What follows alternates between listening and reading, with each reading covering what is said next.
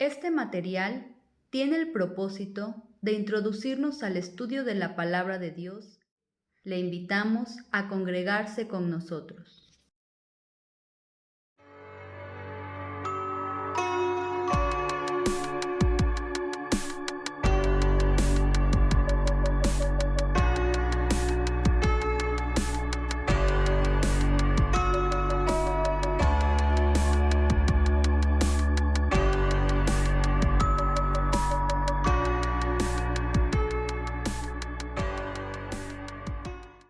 ¿Qué tal, hermanos? Me da nuevamente mucho gusto estar con ustedes y en este momento en que estamos teniendo nosotros el estudio en el quinto libro de los Salmos a través de el título que es el acercarme a Dios es el bien. Es muy interesante ver cómo el estudio que estaremos teniendo en los Salmos nos va a llevar mucho a pensar en la forma en cómo nosotros podemos expresar delante de Dios la alabanza, la adoración, la gratitud, nuestras ofrendas. Y el día de hoy nos va a tocar pensar en el Salmo 116. Y es importante que dentro de todas las cosas que menciona este Salmo, ciertamente hay varias que se deben resaltar. Y ante ello, pues también recordar mucho de la situación en la que el escritor o el autor de este Salmo estaba pensando o tenía en su mente los conceptos para los cuales él está expresando al momento de escribir este salmo. Recordemos que este salmo vemos que es de carácter individual, porque al leerlo vamos a darnos cuenta que el salmista está hablando siempre en primera persona, está diciendo yo, mi, mis, siempre está relatando su experiencia personal, pero veamos cómo a pesar de que él lo está relatando de manera individual, vamos a darnos cuenta que nos va a llevar en un camino de algo personal hasta algo un poquito más general, llegando incluso a que su mismo testimonio personal sea expresado públicamente y llegue a ser parte de lo que tenemos el día de hoy como un salmo en la Biblia, ¿no? Y creo que también es un ejemplo en el cual si nosotros también deseamos poder expresar una adoración, una alabanza, que surgió de una experiencia personal a poder publicarla o anunciarla delante de las demás personas e incluso también delante de nuestros hermanos. Este salmo es un gran ejemplo de cómo hemos de hacerlo.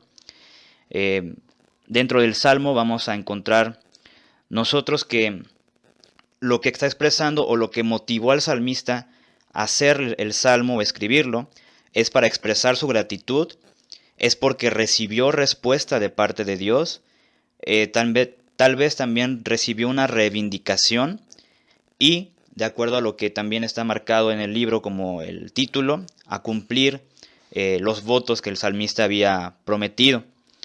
Y veamos que también al terminar el salmo expresa su alabanza, pero no la expresa con el sentido de que sus hermanos o que el pueblo sepa qué tan mal lo pasó o qué tan dura fue su vida, sino a fin de que así como él pudo ver de qué manera obró Dios en su vida, así también sus hermanos sean edificados y motivados a que puedan también expresarle a Dios esa alabanza.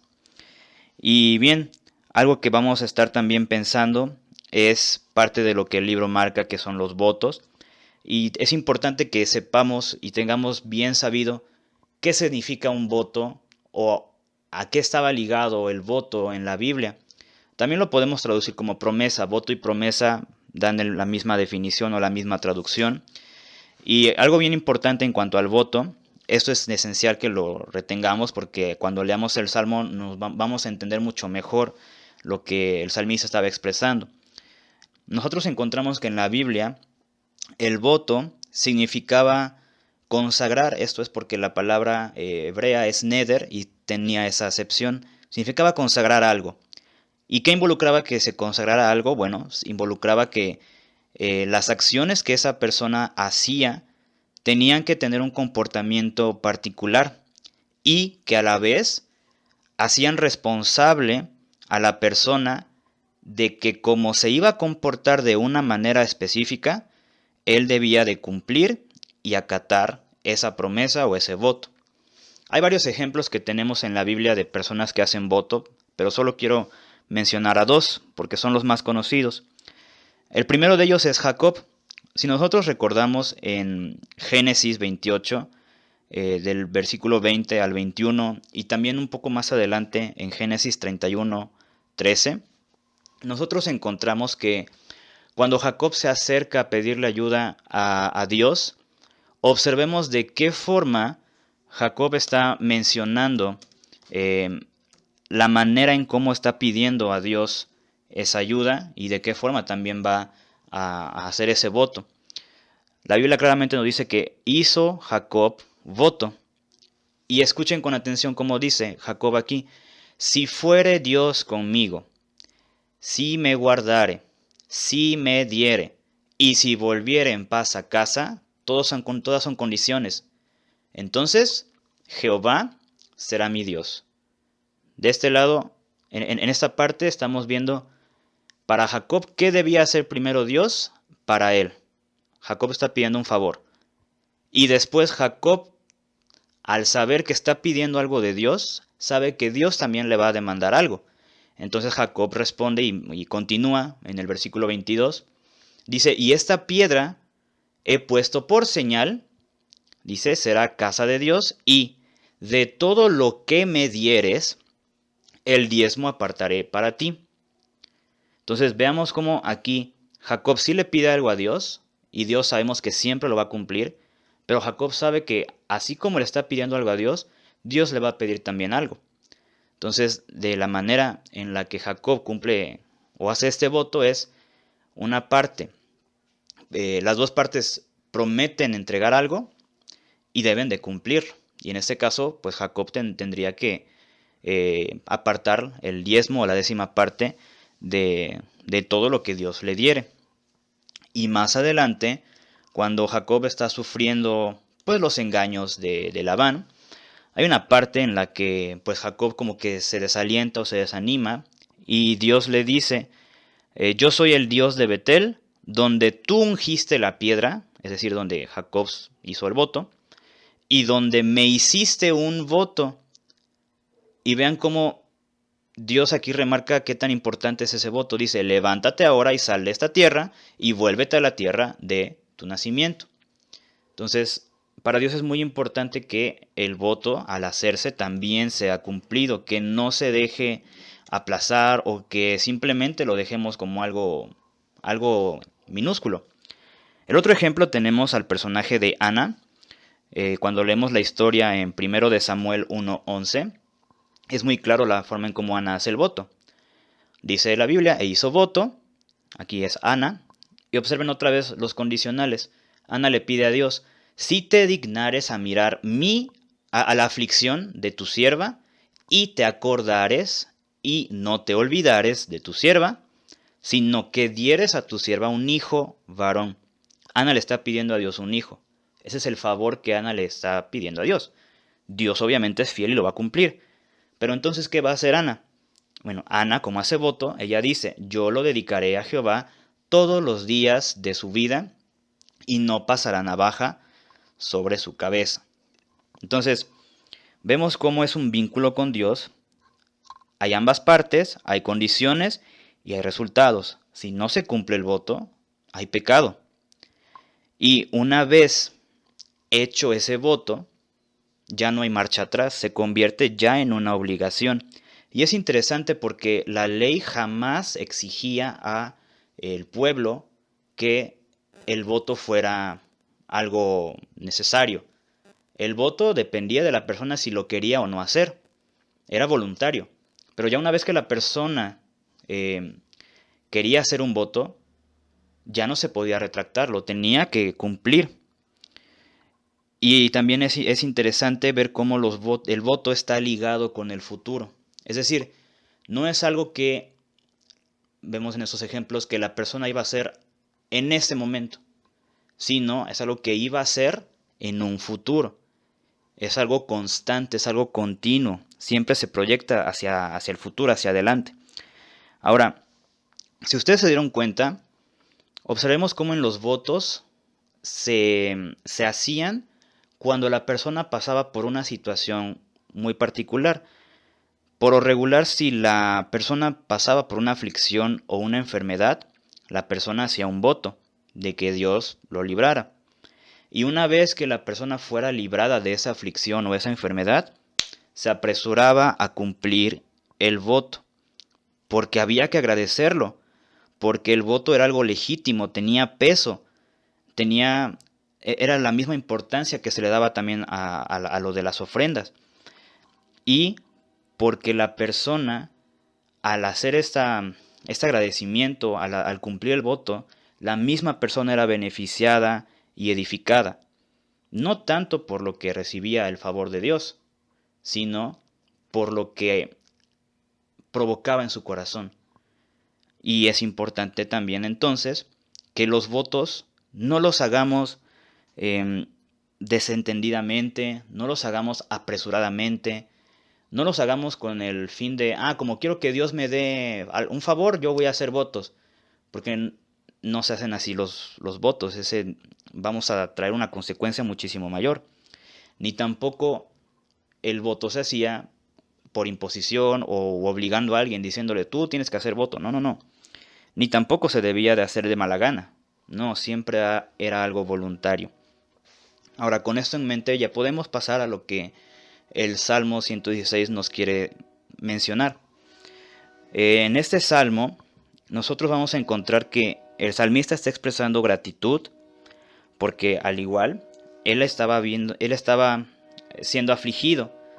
Posiblemente estaba pasando por alguna enfermedad. El versículo 3 nos dice que lo rodearon ligaduras de muerte, se encontró en angustias y dolor, y que solamente eso había hallado.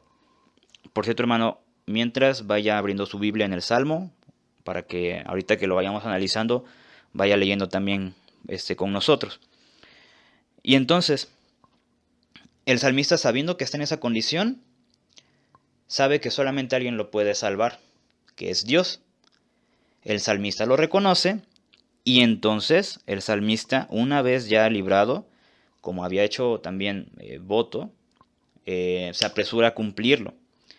Y entonces vemos como casi al final las escenas que nos muestran son del salmista ofreciendo sacrificio, gratitud y alabanza y expresando su testimonio de forma pública para que todos sean edificados. Y vamos a ver los elementos que acompañaron a este salmo y que es importante que también si nosotros deseamos, si nosotros tenemos en nuestro corazón el anhelo de poder expresar adoración y alabanza ante Dios de una manera que a Él le agrade, veamos con atención lo que se nos va a estar mostrando en este salmo. Ahora, cuando iniciamos, observemos el versículo 1. El salmista inicia diciendo una declaración de amor. Amo a Jehová, pues ha oído mi voz y mis súplicas. El salmista expresa su amor ante Dios. El salmista ama a Dios y el salmista tiene la evidencia de por qué lo ama. En el Salmo encontramos que él ama a Dios porque Dios lo ha oído su voz, ha oído sus súplicas, lo ha librado, lo ha salvado, lo estima. Dios puede romper esas prisiones que lo están angustiando. Entonces, observemos un primer punto importantísimo. El amor ante Dios y qué provoca que nosotros amemos a Dios, ¿sí? ¿Qué evidencias o muestras de su amor hemos visto en nuestra vida? Después va aumentando poco a poco el clímax. El salmista pasa a relatar la gravedad de su crisis. El salmista iba a morir. Quién sabe qué enfermedad o qué situación pasaba, pero seguramente era algo de vida o muerte. Y de esta manera, como el salmista sabe que está necesitado, invoca a Dios, es decir, pide la presencia de Dios. ¿Por qué? Pues porque sabe a quién acudir. El salmista sabe quién le puede dar su socorro, quién lo puede librar de esa condición. Incluso si vemos rápidamente el versículo 10, el salmista dice, creí, por tanto, hablé, estando afligido en gran manera. Y eso es maravilloso, porque a pesar de que él estaba afligido, de que lo pasaba pues horriblemente en estos momentos, el salmista nunca dejó de creer y confiar en Dios. Entonces, a pesar de su crisis, él lo busca. Y qué hermosa esperanza tiene, porque no tiene preocupación el salmista. No tiene preocupación en el sentido de que él sabe que Dios está con él y que él cuenta con la protección, la misericordia y el amor de Dios. Y él está confiado y tranquilo en eso. Sí, su cuerpo está afligido, pero no su corazón. Ahora, va subiendo el clímax. Ya una vez que el salmista expresa qué tan grave era su situación, empieza a describir las cualidades de Dios, que es el versículo 5. Vean cómo ahí menciona: clemente es Jehová y justo, misericordioso, Jehová guarda, ¿sí? Jehová te ha hecho bien. Entonces, el salmista está diciendo qué manifestó Dios en él para que él pudiera ser salvo o liberado de esa enfermedad o de esta situación. Y aquí es donde entra la experiencia personal del salmista. Aquí es donde entra esa experiencia que todos nosotros de manera particular hemos tenido al acercarnos delante de Dios y al haber hallado su gracia. Y veamos cómo también el salmista está expresando de manera práctica qué está fortaleciendo en él la fe. Es ver lo que Dios es. Y confiando en lo que Dios es, su fe se arraiga todavía más a confiar en Él. Y da como resultado reposo. Dice, vuelve, versículo 7, vuelve, oh alma mía, a tu reposo, porque Jehová te ha hecho bien. Y es también mencionar que el salmista sabe que esto no es por mérito propio. O sea, el salmista sabe que Dios no lo está ayudando porque el salmista fue una persona muy reconocida, una persona muy importante, una persona con dinero, no. El salmista sabe que si Dios está viendo su necesidad, es porque Dios lo ama. Es porque Dios es misericordioso. Es porque Dios muestra su gracia para los que se acercan con Él. Y de esa misma manera, Dios la mostró para con nosotros. No lo merecíamos, sin embargo, Él nos amó y nos mostró esa hermosa gracia. Entonces, vean de qué manera Dios y el salmista están mostrando esa comunión unos con otros. Ahora, va subiendo el clímax. Tras esa experiencia que el salmista ya relató, viene el punto de reflexión personal. Ya una vez que el salmista experimentó qué es lo que Dios hace por él o qué es lo que Dios hizo por él, el salmista se va dando cuenta de que una vez que ha sido librado, reflexiona y empieza como un diálogo muy íntimo. Eso lo vemos en el versículo 8 más o menos, donde el salmista se da cuenta de que Dios lo libró de la muerte, lo libró de lágrimas, lo libró de resbalar. Y su expresión es: andaré delante de Jehová en la tierra de los vivientes. Entonces aquí empieza a expresar su gratitud y vean cómo ya está empezando a expresar su responsabilidad, su compromiso. Si Dios lo libró, ¿para qué? ¿Para qué era? El salmista dice: Dios me concedió vida y voy a andar entonces delante de Jehová. Y continúa, que el salmista menciona que él va a seguir sirviéndole. El salmista va a seguir amándole. El salmista quiere compartir ese testimonio, esa experiencia, y se sigue dando cuenta, o de alguna manera confirma su continua necesidad y alarma que le dice: necesitas a Dios en tu vida. El versículo 11 dice: y dije, en mi apresuramiento todo hombre es mentiroso. ¿Sí? Es una alarma, es una red flag, es una bandera roja que le dice, si todo hombre es mentiroso, ¿cuánto más no necesitamos a Dios para nuestro lado? ¿No?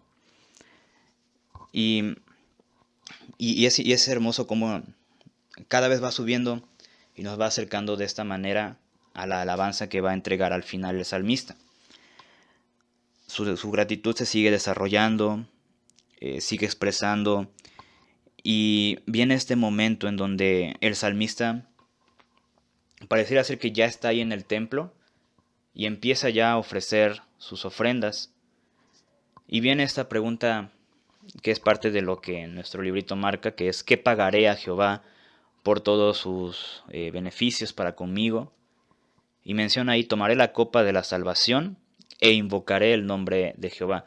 Esta frase de tomaré la copa de salvación nos hace alusión a que, como era parte del pueblo de Dios, seguramente la ofrenda que el salmista estaba presentando era una ofrenda de libación, ¿sí? Es decir, derramar un líquido, posiblemente tal vez era vino, ¿no? Que se derramaba encima o sobre la ofrenda, sobre el animal. Entonces, es lo que expresa aquí el salmista. Nos está diciendo que él está en el templo ofreciendo sacrificio, ofreciendo una acción de gracias, ofreciendo alabanza. Y cuando hace esto, a la vez está demostrando el pago de su voto y también su alabanza. Recordemos que los votos se hacían cuando la persona estaba en aflicción o enfermedad. Y seguramente cuando el salmista estuvo en esta aflicción, él hizo un voto. Así como Ana, así como Jacob, le dijo: si Dios me libra, entonces yo haré esto, ¿no? O yo le serviré, o no sé, es especular, pero ahí está ese sentido. Y vean cómo el salmista se apresura a cumplirlo y lo hace entregando pues ofrenda de gratitud. Y aquí es donde da a conocer ya su testimonio ante el pueblo. Y aquí es algo también bien importante, porque muchas veces cuando pensamos en el pago de un voto, nosotros, por la sociedad en la que vivimos, pensamos que entre más grande sea el pago, va a ser recibido muchísimo mejor o va a ser de mayor agrado ante otra persona. Pero aquí pensemos y tengamos bien en mente que Dios no se preocupa por qué tan grande va a ser el pago. Es decir, no porque el voto de una persona sea que si Dios lo libraba, le iba a entregar, no sé, un cordero, ¿no? en acción de gracias. Y otra persona que hace también un voto le iba a entregar 100 corderos. O sea, ninguno es mayor que otro, sino más que pagar el voto, pensemos en de qué manera está agradeciendo a Dios, ¿sí? Recordemos cómo el Señor nos hace recordar que lo importante no es el sacrificio, sino el corazón. Y entonces, cuando el salmista dice: ahora pagaré mis votos a Jehová, delante de su pueblo, lo está haciendo público, ¿sí? Y en este punto es una de las razones por las cuales este salmo está, es por la necesidad que tenían varios judíos en ese momento, al ser parte del libro 5 de los Salmos. Recordemos que está más dirigido a una comunidad post-exílica, es decir, después de haber estado en el exilio, en el cautiverio, pues las personas pues ciertamente estaban ya pues muy acongojadas y destrozadas por todo lo que pasó. Y entonces por eso el salmista está expresando y proclamando sus sentimientos, reflexionando en la soberanía de Dios, y de esa manera se está fortaleciendo también la fe de los que lo están oyendo, porque están dándose cuenta de qué forma Dios obró en una persona, en un siervo suyo, y que eso es un testimonio en la forma en cómo Dios también puede obrar en ellos. Dios puede también manifestarse de esa manera en su pueblo. Y viene un versículo que, al menos en mi experiencia, yo lo he escuchado mucho en pues en velorios, en funerales, que dice el versículo 15: estimada es a los ojos de Jehová la muerte de sus santos. Y aquí, por lo que estamos estudiando en el Salmo y por el contexto que se está pues también analizando, no tiene que ver con que Dios desea o Dios quiere que la persona pues fallezca o muera, ¿sí? Sino es todo lo contrario, es decir, por cuanto Dios ama a sus siervos, a sus hijos, Dios está expresando que Él no quiere que lleguen a una condición de muerte. Él no quiere que sus santos de alguna manera tengan esta experiencia cercanas a la muerte, sino más bien a Dios le preocupa y no lo permite con ligereza que esto suceda. Dios no deja que muera un santo en balde, sino que Dios aprecia la vida. Eso es lo que se está refiriendo este versículo. Entonces vean de qué manera Dios a nosotros nos valora, Dios a nosotros nos aprecia, Dios a nosotros busca nuestro bien. Y entendiendo esto, el salmista procede a seguir engrandeciendo su deseo de dedicar su vida y servirle. 16, versículo 16 dice: ciertamente yo soy tu siervo, siervo tuyo soy, hijo de tu sierva, tú has roto mis prisiones.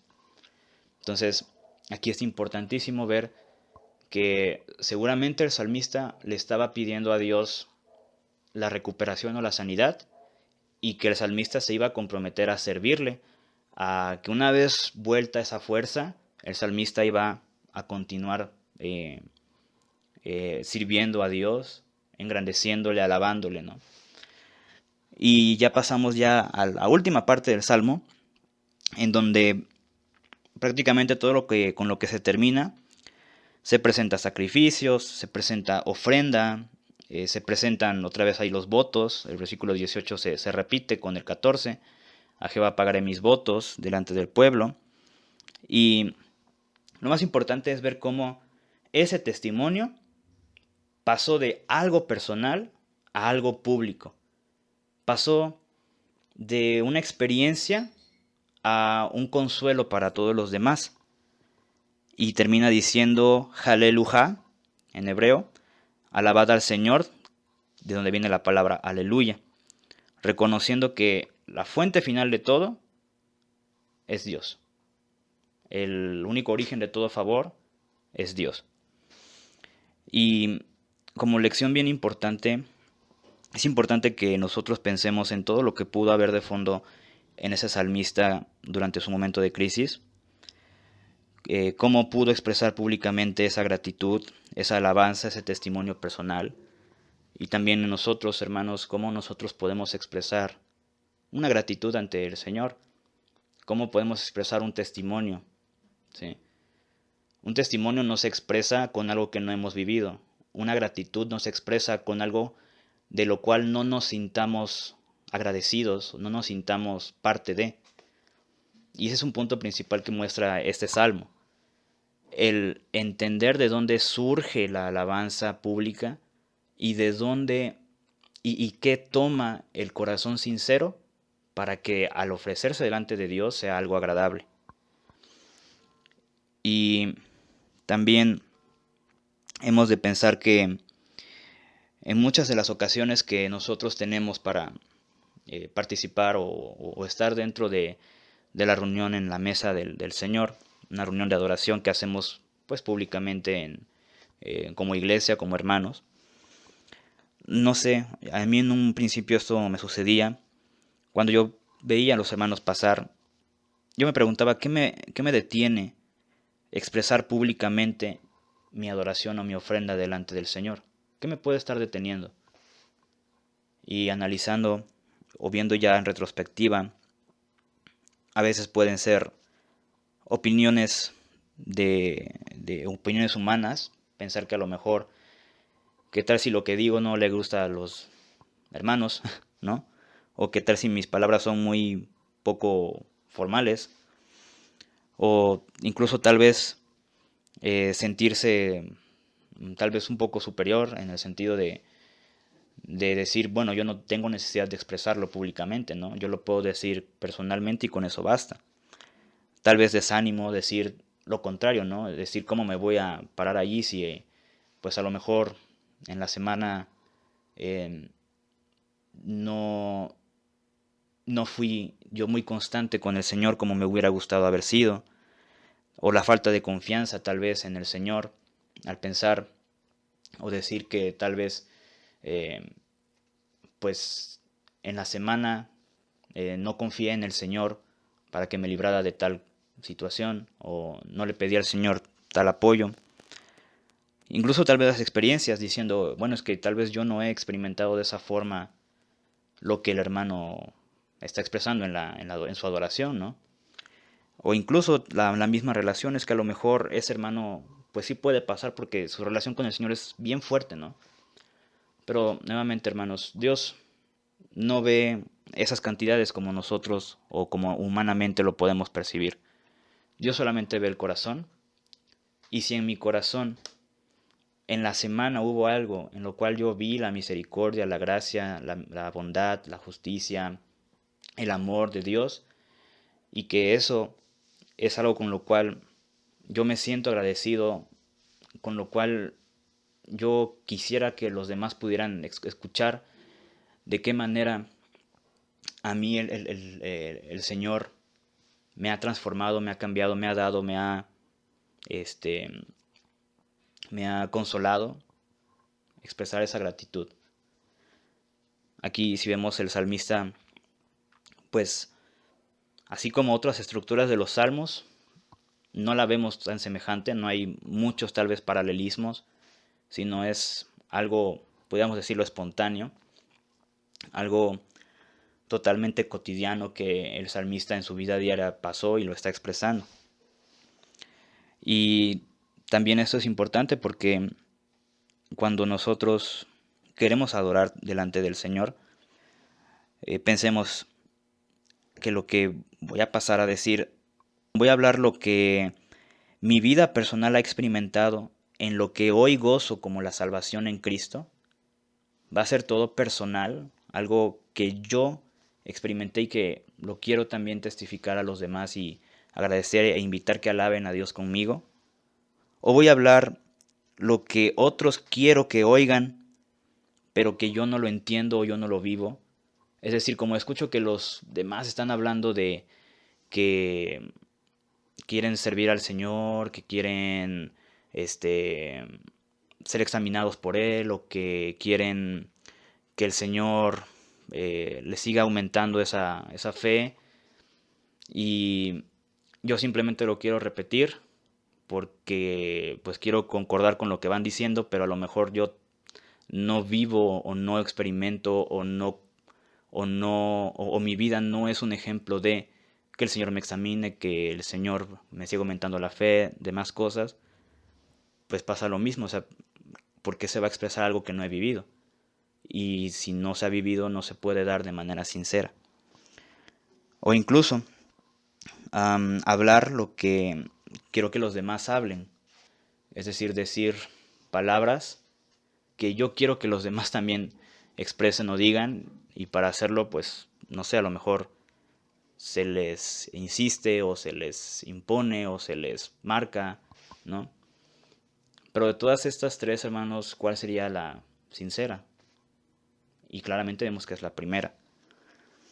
Y ya como último punto, es importante que lo que nosotros entendemos del voto, que es un punto que menciona aquí el libro, cuando vemos que el salmista meditaba ante todo lo que recibía del Señor, nos invita el libro a que pensemos qué sería un equivalente para nosotros hoy.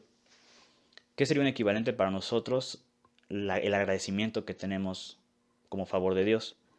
Y no hay otro más que encontramos que es en Cristo, que es la sangre del nuevo pacto, que es ser parte de, ser coherederos de un reino celestial, ser parte de la familia de Dios, ser salvos por fe y por gracia y gozar una comunión plena y total con Dios. Y entonces ese voto es algo que se hizo consciente, algo que se hizo voluntario. Nadie nos lo impuso, simplemente buscamos al Señor, el Señor nos habló, tocó nuestro corazón y nosotros nos rendimos ante Él. Y de esa manera es como tenemos que ser alentados al ver cómo Dios muestra sus favores para conmigo. Solamente así, al momento de entender ese voto, ese nuevo pacto que tenemos con Cristo, lo vamos a poder estar pagando, pero no en el sentido de simplemente cubrir una tarifa, sino realmente sentirnos agradecidos, realmente expresar nuestra adoración y alabanza en sinceridad. Más que pagar, recordemos, es agradecer. Y siempre veamos nuestra necesidad, veamos también la de nuestros hermanos, para ser conmovidos y reflexionar en de qué forma el salmista pudo expresar su gratitud y alabanza, y de qué manera nosotros diariamente, al ver cuánto necesitamos al Señor, seamos más sensibles a entender y notar en nuestra vida cuánto amor no hemos también de mostrarle, cuánto agradecimiento no hemos de expresarle, cuántas fuerzas no hemos de entregarle, cuánto servicio, de qué forma no hemos de ministrar delante de Él. Y es un salmo muy hermoso, hermanos. Espero que esto sea de bendición para todos, que les haya ayudado en alguna situación o momento, les haya aclarado alguna duda. Sin embargo, también me gustaría que en los comentarios puedan expresar, así como el salmista, qué testimonio han tenido acerca de haber sido librado de una situación difícil, alguna expresión de gratitud o testimonio que quieran mencionar que Dios les ha mostrado. Son bienvenidos para que podamos también compartir unos a otros y también ser motivados unos a otros y edificados. Vamos a orar. Te damos gracias, Señor, por la oportunidad que nos das de haber estudiado este salmo, de lo que tenemos y encontramos en este salmo, que es hermoso el ver cómo el testimonio público surge de una experiencia personal, y de que así como el salmista, al ver todo ese favor, al ver toda la manera en cómo tú mostraste esa misericordia, ese amor, impulsó al corazón del salmista a entregarte una ofrenda, a alabarte, a cumplir el voto. Y de esa misma manera, Señor, en nuestra vida te necesitamos a cada instante. Sabemos que tú mereces todo, la excelencia, la gloria, la honra, y la única forma en cómo nuestro corazón puede ser alentado a ello es ver de qué forma día a día tú nos suples necesidades, tú nos suples lo que nos hace falta, pero también tú nos guardas de todo mal, de toda caída, y nos libras en todo momento. Tú no permitirás que nosotros desfallezcamos, sino tú lo haces con el fin de que la fe se fortalezca y que nos arraigamos más a ti, Señor. Te agradecemos esto que hemos aprendido. Permite, por favor, que no lo pasemos por alto, sino que pueda quedar bien sembrado en nuestro corazón. Ponemos esto delante de ti, lo agradecemos y lo hacemos en el nombre del Señor Jesús. Amén.